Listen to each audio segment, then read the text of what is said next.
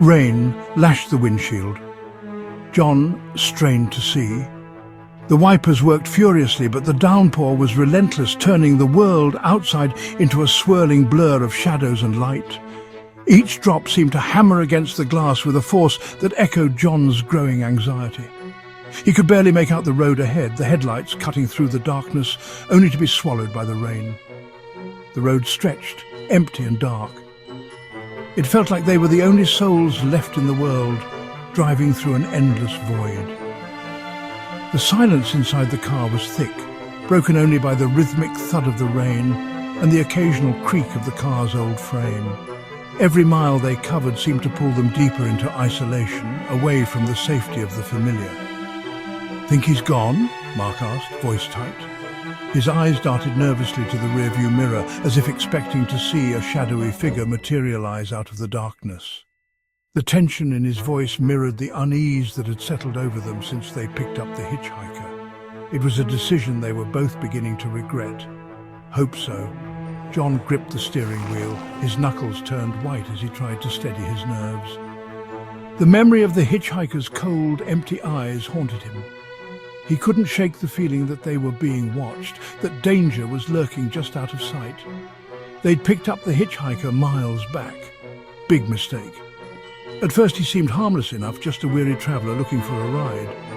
But there was something off about him, something that set John's instincts on edge. The way he spoke, the way he moved, it all felt wrong.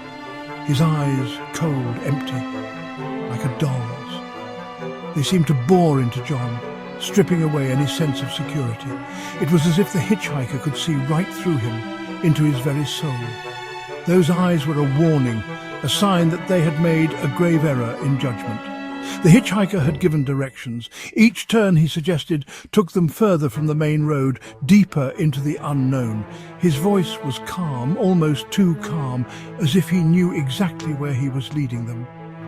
John couldn't shake the feeling that they were being led into a trap. Each turn led them further off the main road, deeper into darkness. John's gut screamed danger.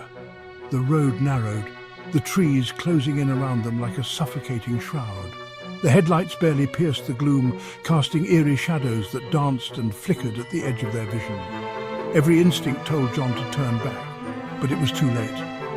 "Almost there," the hitchhiker rasped. His voice was a low, menacing whisper that sent chills down John's spine. There was a sinister edge to his words, a promise of something terrible waiting for them just around the corner. His voice seemed to slither around them, cold and damp like the air. John's blood ran cold. He could feel the weight of the hitchhiker's gaze, the oppressive presence that filled the car. Every breath felt heavy, every moment stretched into an eternity. They were trapped, caught in a web of fear and uncertainty with no way out. John wanted to stop, turn around. But the hitchhiker's gaze held him, a silent threat in those vacant eyes. The car lurched onto a dirt track, trees pressed close, branches clawing at the windows. They were in the middle of nowhere. John's heart hammered against his ribs. He had to get them out of there. He glanced at Mark, his friend's face pale with fear. "Just a bit further," the hitchhiker whispered, his breath on John's neck, cold and putrid, like something long dead. Section 5. Facing the unknown. They stopped. The woods pressed close, suffocating. The hitchhiker turned, his grin a grotesque slash in the darkness. "You shouldn't have come this way," he hissed, his voice no longer human, a guttural growl that echoed the storm outside. John fumbled for the door handle. It wouldn't budge. He looked back. The hitchhiker was closer, his eyes burning like hot coals. "Let us go," Mark choked out, his voice trembling. The hitchhiker laughed, a chilling sound that ripped through the night. Panic clawed at John's throat. He threw his weight against the door. It wouldn't give. They were trapped. The hitchhiker moved with unnatural speed. His hand shot out, bone-thin fingers closing around Mark's throat, squeezing. John watched in horror as his friend's face turned purple. He beat against the window, screamed for help, but no one could hear. The hitchhiker leaned close to Mark's ear, whispering something unseen. Mark's eyes bulged, filled with a terror John had never witnessed. Then, as quickly as it began, it was over. The night had been filled with tension, the air thick with an unspoken dread. Mark and John had picked up the hitchhiker on a whim, thinking it would be a simple act of kindness. Little did they know, this decision would change their lives forever. The hitchhiker released Mark, his lifeless body slumping back against the seat. The once vibrant and lively Mark was now just a shell, his eyes staring blankly into the void. The car, which had been filled with laughter and conversation just moments ago, was now a tomb of silence. John stared at his friend, his mind refusing to accept what he was seeing. His heart pounded in his chest, each beat echoing the disbelief and horror that consumed him.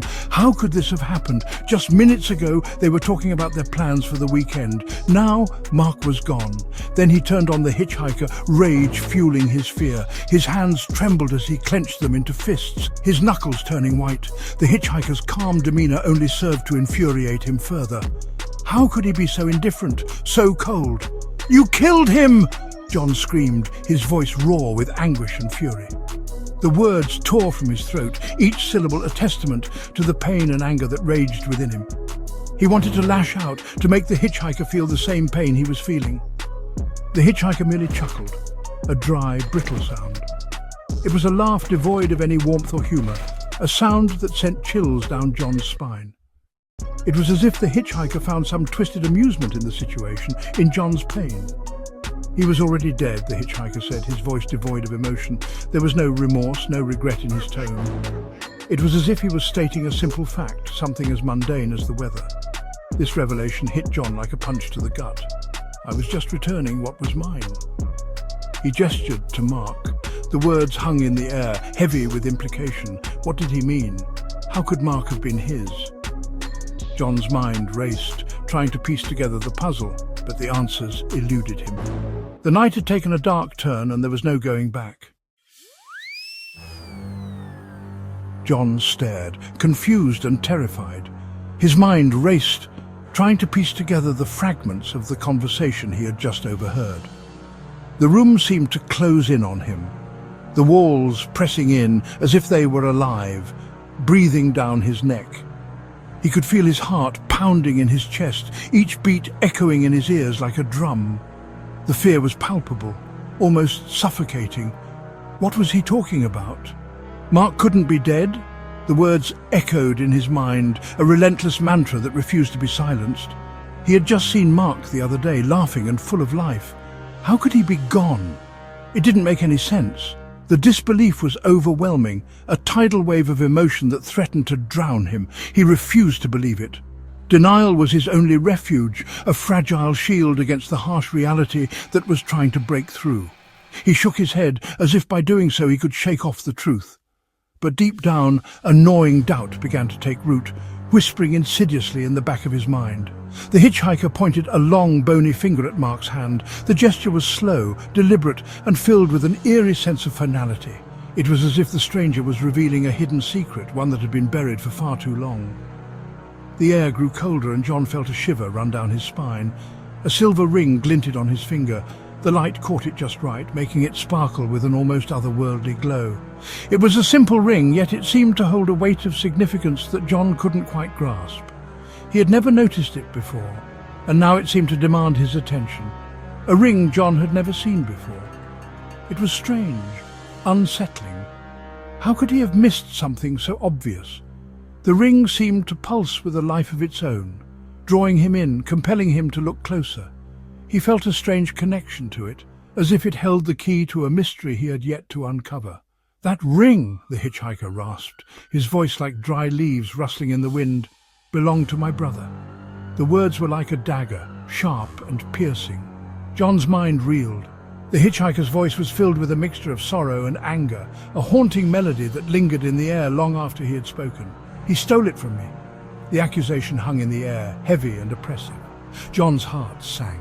The hitchhiker's eyes burned with a fierce intensity, and John could feel the weight of his gaze. It was as if the stranger could see into his very soul, uncovering secrets that John himself was unaware of. John's gaze fell on the ring, an inscription. The letters were small, almost imperceptible, but they were there.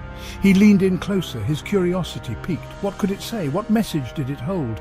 The anticipation was almost unbearable. He squinted, trying to make it out in the dim light. The shadows danced around him, making it difficult to see. He could feel his eyes straining, the muscles tensing as he tried to focus. The room seemed to grow darker, the light fading, as if it were being swallowed by the encroaching shadows. One word: Jonathan. The name was like a beacon, cutting through the darkness. It was a name he knew well, a name that held 1,000 memories. But what did it mean? Why was it inscribed on this ring? The questions swirled in his mind, a storm of confusion and uncertainty. The truth was out there, just beyond his grasp, waiting to be revealed. John's blood ran cold. Jonathan, Mark's middle name, a name he never used, a name only his family knew. The hitchhiker was gone, vanished. John sat in stunned silence, the weight of the truth crushing him. Mark wasn't who he thought he was.